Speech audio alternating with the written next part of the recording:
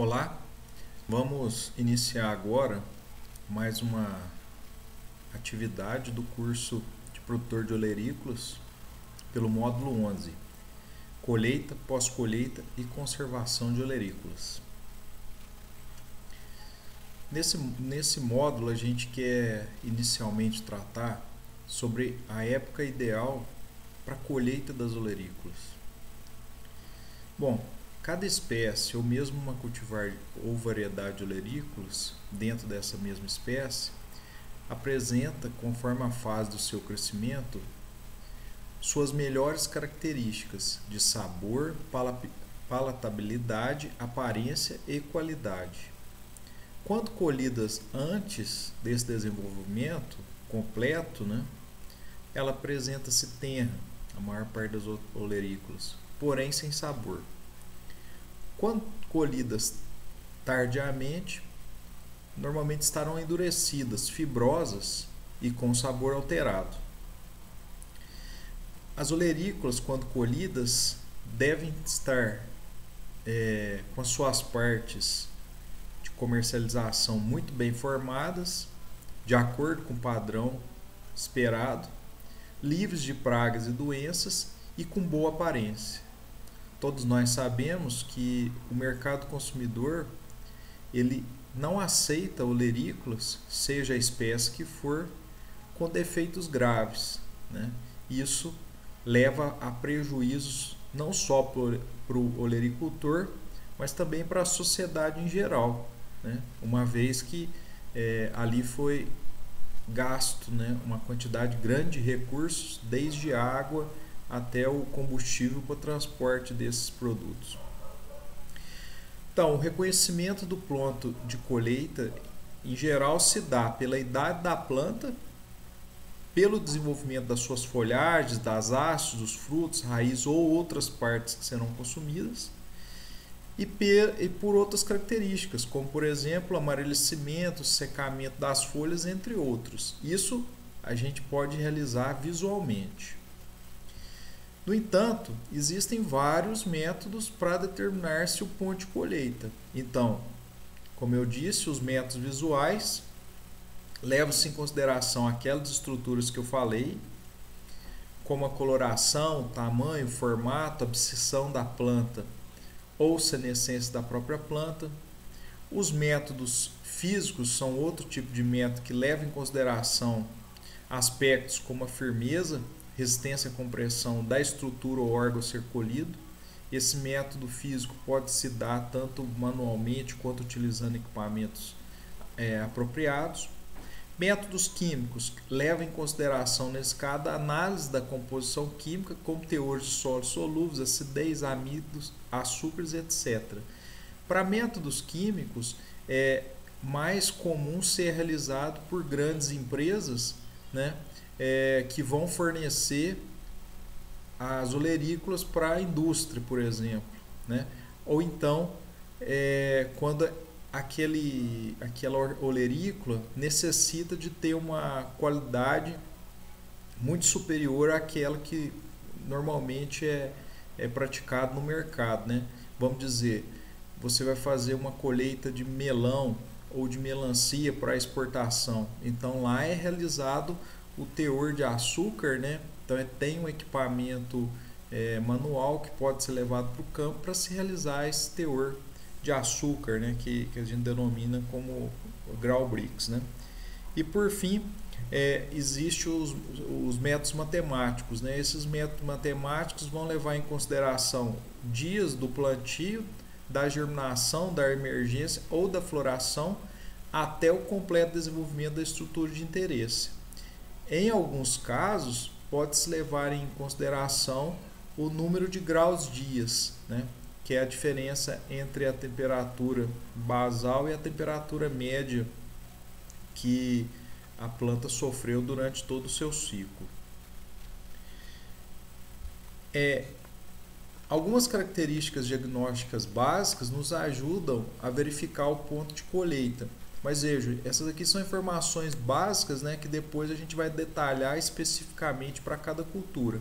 Mas em média, as culturas folhosas e de hastes, elas são colhidas quando ainda tenras, As olerícolas flores, como brócolis e couve-flor, quando os botões florais ainda estão fechados. As olerícolas frutas, quiabo, tomate, por exemplo, quando as sementes não estão completamente formadas. E as olerícolas raízes, né, e bulbos, quando estes estão completamente desenvolvidos. Mas a gente vai ver isso agora para cada uma das espécies que a gente vai detalhar, né? Então, iniciando aqui pela abóbora. As abóboras em geral, a abóbora madura, né? Ela é colhida de 130 a 150 dias, mas depende da variedade. Quando os frutos já apresentam os pedúnculos bem secos, né? Essa parte de ligação do fruto com a planta, e a casca resistente à penetração da unha. A mancha de encosto, ou seja, onde que aquela planta encosta ao solo, né, ela muda de coloração, passando para amarelada ou alaranjada. Mas isso é muito variado, né, devido à grande diversidade de colorações de cascas que ocorrem nessas espécies de abóboras, né, que a gente comumente chama de abóbora. A abobrinha italiana, abóbora verde ou somente abobrinha, né, esse início de colheita vai depender da cultivar escolhida, mas em média esses frutos têm em torno de 25 centímetros, de 25 a 30, né, de 20 a 30, e normalmente são colhidos aos 60 a 80 dias após o plantio, e de frutos imaturos, né, como a gente está vendo aqui. Então, nesse caso aqui, nós não vamos ter a observação de endurecimento de casca, nem secamento de pedúnculo ou gavinha, né? A selga, o ciclo pode se prolongar até 100 dias, mas o ideal é que você tenha a cabeça, né, a folhagem bem formada, né, bem compacta, para atender bem ao mercado consumidor. O agrião, essa colheita ela pode ser escalonada, né, e iniciando quando as folhas já têm um bom tamanho, podendo ser repetida, né, por 4 ou mais vezes, e o primeiro corte se dá mais ou menos aos 60 dias após o plantio.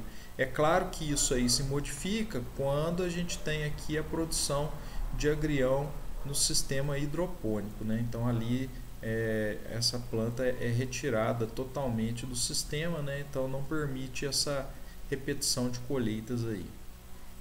A alface, ela deve ser colhida antes do início do pendoamento, como vocês estão vendo aqui nessa imagem à direita, ou seja, a emissão do botão floral, e no momento que as folhas, antes, né, que as folhas comecem a apresentar o sabor amargo característico. Então, o tamanho da cabeça vai depender do momento em que o momento em que essa planta suporta, né, e não inicia esse processo de maturação maturação fisiológica, né, observada ali pelo amargor. Então a gente observa que essa época de colheita vai variar muito conforme a variedade que você está produzindo e conforme a época do ano que você está plantando, né? Mas vai se dar mais ou menos em torno de 60 dias após o semeio, né? 45 a 50 dias depois do transplante. A batata, né, essa aí é das olerícolas mais produzidas em todo o mundo, né? A colheita é feita quando as ramas já estão secando, tombando, né? E a casca da batata ela tem que estar bem aderida ao tubérculo. Ou seja, quando após a colheita que esse tubérculo passa pelo processo de lavagem, né? Ela não sofre esfolamento com facilidade, ou seja, não sofre uma soltura da casca ou pele com facilidade, o tubérculo fica íntegro, né? Então isso é muito importante para o bataticultor, né? E só para informar aqui, né, que em grandes cultivos são utilizados dessecantes químicos para uniformizar essa maturação. Então isso é um ponto que você pode antecipar um pouco da colheita da sua lavoura, fazendo essa morte, né, utilizando aí herbicidas, né. Isso ocorre mais ou menos de 90 a 120 dias após o plantio, em média, né? E essa colheita de 1 a 2 semanas após a morte das plantas, da parte aérea das plantas, né? A batata doce deve ser colhida com a terra seca, preferencialmente, né? Quando as raízes atingirem o tamanho desejado para o mercado consumidor, isso mais ou menos com 120 a 150 dias após o plantio, mas mais uma vez vai depender do local que você está realizando esse plantio, né? Porque tem regiões muito secas que você pode ter aí uma ampliação desse ciclo da cultura. E quando a maior parte das raízes atingirem um peso médio de 300 gramas, né? Como a gente está vendo aqui, são raízes de um bom padrão para comercialização e mesmo consumo, né? Beterraba, outra cultura que tem um ciclo bastante rápido, de 60 a 85 dias após o plantio, com raízes de 6 a 8 centímetros de diâmetro, né? Ainda tenras, ela não pode estar muito endurecida. E após o ponto de colheita é observado que as raízes podem ser mantidas até por 20 a 35 dias no solo. Então você pode esperar um pouquinho maior de tempo para realizar a sua colheita, né? Dependendo aí do como está o mercado consumidor, como que está o seu escalonamento de comercialização, né? Ela pode ser ainda colhida em 2 etapas, ou seja, pode-se dar uma passada inicial, retirar as plantas maiores, as plantas remanescentes continuam em desenvolvimento no campo, facilitando assim pelo maior espaçamento entre elas. Então a planta ainda ganha um pouco de peso lá no solo quando você faz isso, correto? Então aqui são algumas imagens da colheita de plantio comercial na região de São Gotardo, aqui no estado de Minas Gerais, né? Então você veja o porte das plantas com a parte aérea já toda com as raízes, com as folhas, né? Já mortas, né? Essa é uma condição comum que a gente observa aqui na região. Mas é óbvio que você pode adiantar bem essa colheita até para aproveitar essas folhas, né? Que podem ser comercializadas ou consumidas aí normalmente. O brócolis, né? Lembre-se aí que é uma flor, então a colheita deve ser feita quando ainda os botões florais estejam bem desenvolvidos. Aqui a gente tem o brócolis comumente chamado de japonês ou de cabeça, aqui o brócolis de rama, né? Então são duas variedades diferentes uma da outra, mas todas as duas têm que ter os botões florais bem desenvolvidos, ainda com a coloração verde escuro, né? E antes da abertura das flores. Vejo aqui nessa cesta, né? Quando há a ocorrência dessa abertura, nesse caso aqui já abriu muito, está bem visível, né? Mas inicialmente a gente observa uma coloração, uma perda desse verde escuro, né? Essa fase é atingida entre 80 e 100 dias após o plantio, mas depende também da variedade, né? Passando aqui para a cebola, né? Essa cebola pode ser colhida quando ela atinge o tamanho máximo comercial para aquela variedade e visualmente essa fase é indicada pelo amarelecimento e secamento da parte aérea, ou seja, das folhas, sendo que alguns cultivares apresentam um tombamento ou estalo de 2/3 da planta, né? Então a gente observa a lavoura ao tombamento natural e essa colheita mais ou menos de 120 a 180 dias após o plantio. Existem algumas técnicas aí, inclusive de se realizar esse tombamento aí mecanicamente, né? Quando a planta já chega nesse estádio de comercialização ou quando o preço está adequado para comercialização, se passa aí o trator com algumas barras de ferro para poder derrubar essas folhas, né? Porque o ideal é que essa região aqui da planta, né? Essa região da cabeça da cebola esteja bem fechada no momento da colheita, né? A cenoura, ela também vai ser colhida de acordo com o ciclo da cultivar, que vai variar de 80, 110, 120 dias, né? A antecipação da colheita, como vocês estão vendo aqui nessa imagem abaixo, vão resultar em raízes finas, né? Com desidratação rápida e baixa classificação comercial. Agora, quando você retarda muito a colheita, a gente vai observar o que? O pendoamento, vai haver a formação das estruturas florais que representa o aumento das raízes fibrosas, né? Então as raízes vão ficar imprestáveis para a alimentação humana.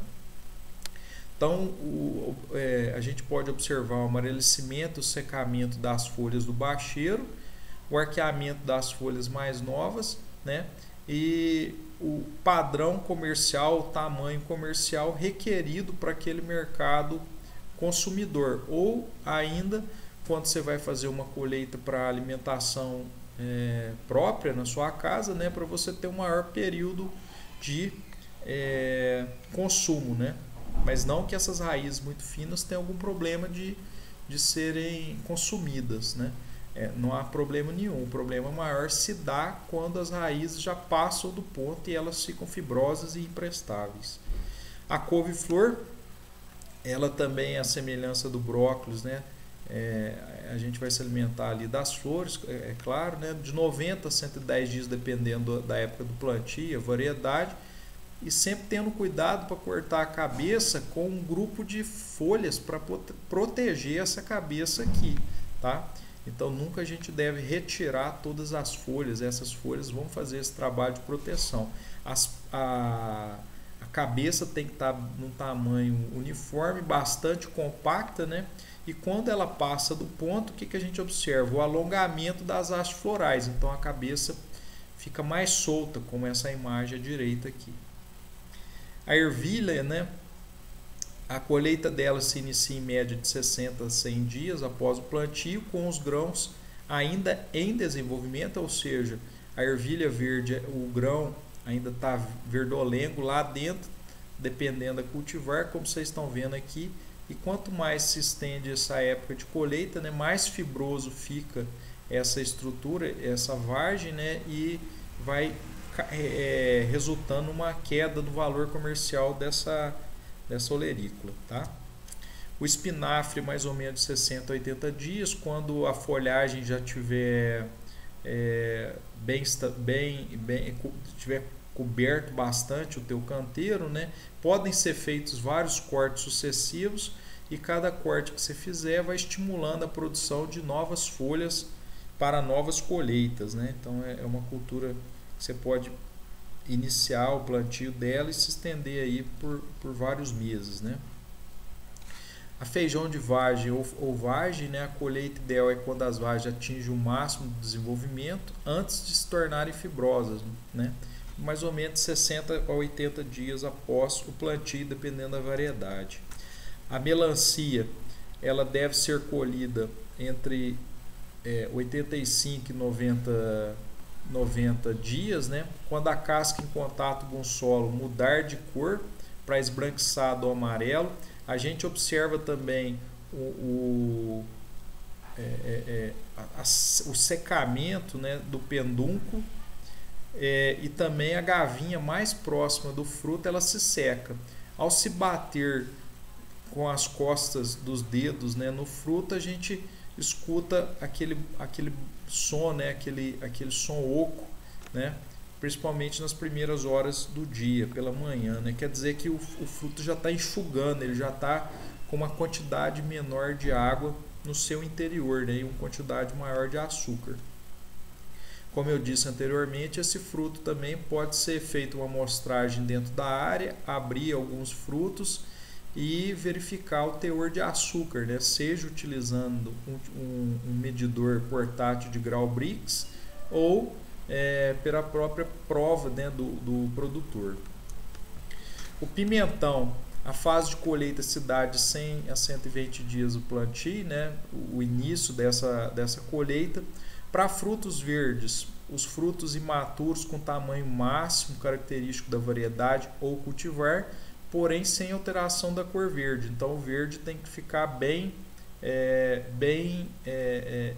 padrão para aquela variedade, né? Quando você está trabalhando com frutos coloridos, como por exemplo aqui o amarelo, alaranjado ou vermelho, né? É ideal que se faça a colheita com o tamanho máximo do fruto e com 90% da superfície externa com a coloração característica da variedade, né? Então você tem aqui, nesse caso, né, que a gente observa aqui a coloração com mais de 90%, né? No padrão daquela variedade. O quiabo, a colheita também é escalonada no período, iniciando entre 70 a 80 dias. O ponto ideal se dá de 4 a 7 dias após a queda da flor, conforme nós estamos vendo aqui, com os frutos ainda tenros, pouco fibrosos e podendo ser quebrado facilmente a ponta, né, com a pressão do dedo, né? Esse é um ponto adequado para a gente verificar o momento da colheita, né? Se tiver passado aquele fruto ali, fica aquela vagem ali, né, aquele legume fica imprestável, né? O rabanete ele deve ser colhido quando atinge seu tamanho máximo, mais ou menos em torno de 30 dias após a semeadura. Então é a cultura das mais rápidas que a gente tem aqui para se produzir. Porque se passar muito desse ponto, o que a gente observa? A gente observa essas rachaduras e aspecto esponjoso, né? Então isso torna as raízes, né, imprestáveis. O repolho deve ser colhido com a cabeça ainda compacta, né, bem fechada, com as folhas internas bem coladas umas às outras, né? As folhas de cobertura começam a se enrolar suavemente, né? Então a gente observa uma enrolação aqui nessas folhas de cobertura para trás, né?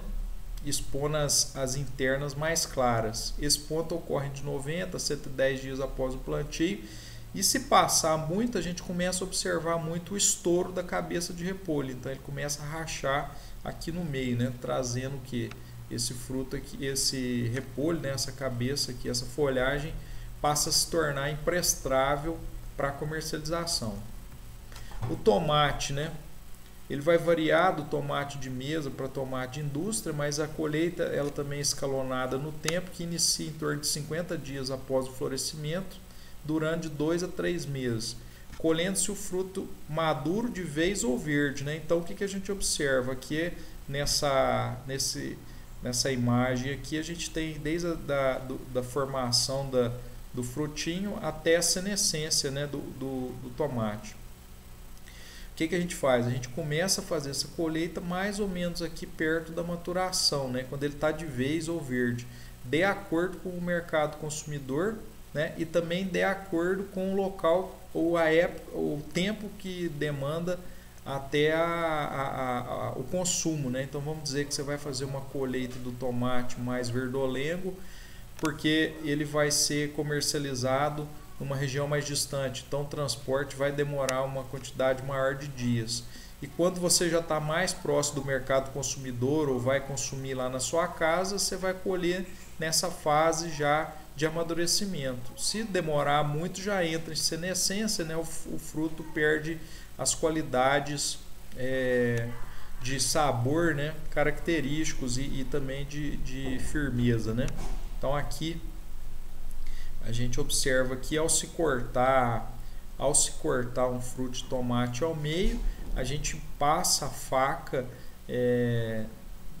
no sentido, né, longitudinal aqui. A gente observa que as sementes não são cortadas por essa faca, né? Isso aí é indício que já está nesse estádio de maturação fisiológica, que a partir daqui esse fruto ainda continua amadurecendo lá após a colheita, né? Lá na prateleira do mercado consumidor. E aqui é o tomatinho cereja, né? Que você pode colher tanto ele por unidade quanto pelo raminho, né? Então vai depender aí do teu mercado, como você queira conservar isso aqui. Então, muito obrigado mais uma vez por ter escolhido esse curso. Fiquem atentos às datas, né? E bons estudos.